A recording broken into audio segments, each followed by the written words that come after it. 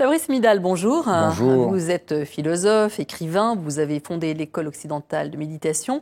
Alors vous, votre mantra en ce début d'année, c'est plutôt le contre-pied aux bonnes résolutions.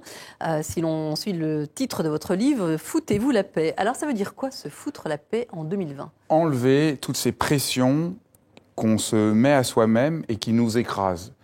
Avoir des ambitions, c'est tout à fait nécessaire, et avoir même des buts. Mais il y a des moments, ça devient contradictoire. On doit faire plus et être plus détendu. Et donc c'est cette contradiction, des injonctions paradoxales qu'on appelle, qui finissent par nous mettre, par nous tendre, par nous crisper. Et donc foutez-vous la paix, c'est arrêter de vouloir toujours être encore mieux, que ça n'irait jamais d'être ce que nous sommes, que nous sommes toujours en faute d'être ce que nous sommes. Donc c'est en fait aller contre ce perfectionnisme ambiant, contre la rentabilité, la productivité. Mais pourtant, on ne peut pas tout envoyer balader. Alors, le perfectionnisme, c'est pas faire le mieux possible. Si je vous dis, vous devez être parfaite, vous allez être de plus en plus crispé parce que vous n'allez jamais pouvoir le faire. Si je vous dis, faites le mieux possible, là, au contraire, vous allez trouver en vous des ressources profondes. Et on voit, moi j'ai un de mes amis qui me raconte que dans la société dans laquelle il était, jusqu'à présent, on mettait des objectifs formidables. Et il avait le sentiment de pouvoir y arriver et d'avoir une certaine réjouissance, joie d'avoir atteint cet objectif. Maintenant, dans le management, il faut toujours faire plus. Et donc, il se sent de plus en plus crispé et tendu. Et on en a parlé parce qu'il était à 2 doigts de faire un burn-out, puisque ça ne va jamais. Vous êtes toujours en faute de ne pas en faire assez. Et donc, ce qui m'intéressait comme philosophe, c'était d'essayer de repérer les mécanismes que nous avons intégrés avec les meilleurs sentiments du monde, mais qui nous rendent malades. Au fond, c'est ça. On se rend malade de vouloir toujours faire mieux. Donc c'est une forme de résistance, hein. Oui, je ne suis pas du tout contre le fait d'être efficace. Si je vais voir un médecin, j'ai envie d'avoir le meilleur médecin possible. Mais à force de vouloir toujours tout contrôler, on empêche de faire confiance dans ce qui nous habite. Ce qu'on a besoin, c'est de retrouver confiance, de retrouver un rapport à nos propres ressources, mais en étant pris par ces injonctions abstraites, on finit par être à côté de la plaque. Peut-être je vais vous raconter une anecdote. Quand j'étais enfant, moi, j'ai participé à un concours de château de sable. Alors, j'avais vu dans un livre comment on fait un château de sable. Alors, j'avais vu, on fait le château, on fait la tour, on fait les petits créneaux. Et j'étais très, très concentré. Et au bout d'1 heure, j'avais fait une tour et un mur. Et j'étais extrêmement dépité. Et je me retourne. Enfin, un mur et des créneaux parfaits. Voilà, parfait, mais c'était juste un mur.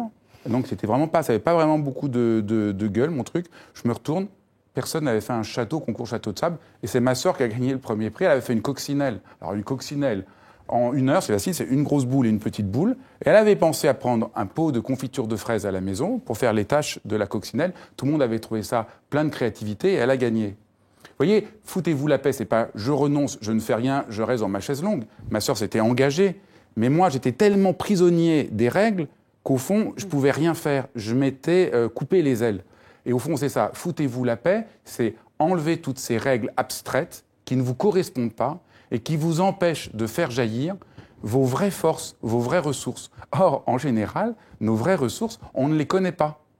On ne sait pas. Souvent, moi, mon filleul, il y avait des examens qu'il devait passer et il était extrêmement nerveux. Et il voulait absolument tout réviser. Il passait un examen important qui est après le bac. Et donc, il était très nerveux, il voulait tout réviser. Mais je lui dis, la meilleure manière de rater ton examen, c'est de passer la nuit à réviser avant. Parce que tu vas être la tête dans le guidon. Fous-toi la paix. Là, tu as travaillé toute l'année. Maintenant, va courir un peu pour être disponible demain devant ton examen. On comprend très bien, quand je raconte cette anecdote, que pour avant un examen, c'est du bon sens, quasiment. Du bon. Mais aujourd'hui, nous sommes pris par l'idée qu'on n'en fait jamais assez. La preuve en est, c'est qu'on voit qu'aujourd'hui, dans tous les pays occidentaux, nous dormons moins qu'il y a 10 ans. Ce n'est pas que notre métabolisme s'est métamorphosé dans l'histoire d'évolution. Ça, c'est un peu la faute des écrans. En 10 ans, mais du coup, nous dormons 1 à 2 heures de moins qu'il y a 50 ans et 20 minutes de moins qu'il y a 10 ans. C'est-à-dire que nous ne nous laissons pas dormir. Nous nous instrumentalisons comme une machine qui doit donner le meilleur rendement, mais cette instrumentalisation, elle est en train de nous miner. Comme le burn-out. Alors, bon, vous prenez, donc c'est une démarche qui est personnelle, mais qui a quand même des vertus altruistes. Si j'en lis quelques lignes de votre livre, vous écrivez « Si je me fous la paix, eh bien, je suis forcément plus tolérant à l'égard de toutes les agressions. Je ne les perçois plus comme des agressions, mais comme des vagues. Et au-delà de ces vagues, ce que je vois, c'est l'océan. » Oui, parce que en se foutant la paix, on n'est plus disponible aux autres. Moi, je suis très frappé aujourd'hui par ce qui se passe avec le burn-out.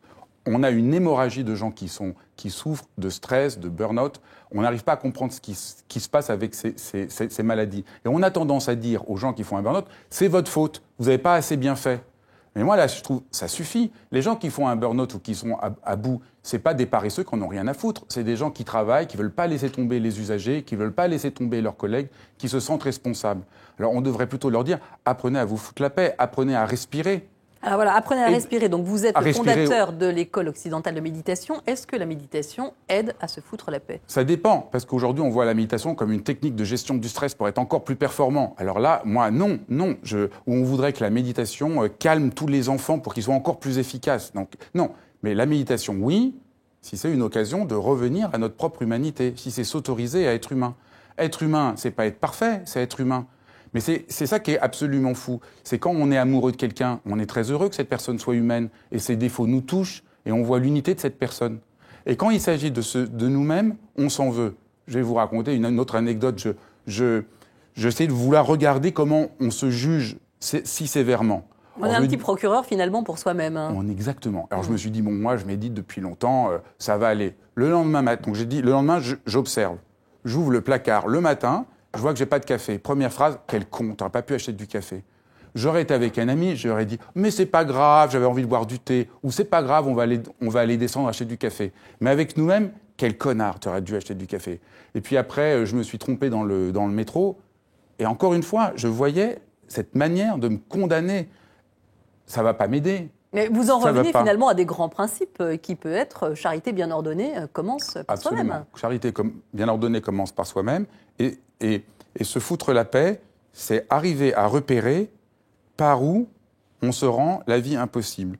Quand j'ai donné mon livre à mon éditeur, il n'est pas du tout dans la méditation, mais il court le marathon. Et il m'a dit en revenant... Il se met quand même un peu la pression. Hein. Il allait faire le marathon de Chicago. Et puis au retour, il me dit, ton livre a changé, mais complètement, la manière dont j'ai de courir. Alors je dis, ah bon? Il m'a dit, j'ai couru, et au lieu de regarder ma montre sans arrêt, j'ai essayé de me foutre la paix et de profiter de la course. Et il m'a dit, j'ai fait le même score que les autres fois, mais mon expérience était toute différente. Bon, moi, j'étais déçu. J'aurais préféré qu'ils disent que grâce à moi, il a couru plus vite. Mais en tout cas, vous voyez, ce qui est intéressant, c'est que son expérience a changé. Donc, foutez-vous la paix, c'est pas lâcher prise. C'est pas j'abandonne l'exigence. Mais je le fais en faisant plaisir, en entrant dans la situation, en arrêtant de me condamner. Parce voilà, c'était tout bête. On court, on regarde tout le temps où on en est de son score, et puis du coup, donc on profite être davantage dans le plaisir. Oui. Merci beaucoup, Fabrice Midal. Donc on l'a bien compris, 2020 sera l'année où on va se foutre la paix. Et être plus humain pour les autres, voilà. Pour le monde. Merci beaucoup. Donc, Foutez-vous la paix et commencez à vivre, paru aux éditions Flammarion Versilio. Et ce livre également qui sort à la fin du mois. Donc, 3 minutes de philosophie pour redevenir humain, paru également aux éditions Flammarion Versilio.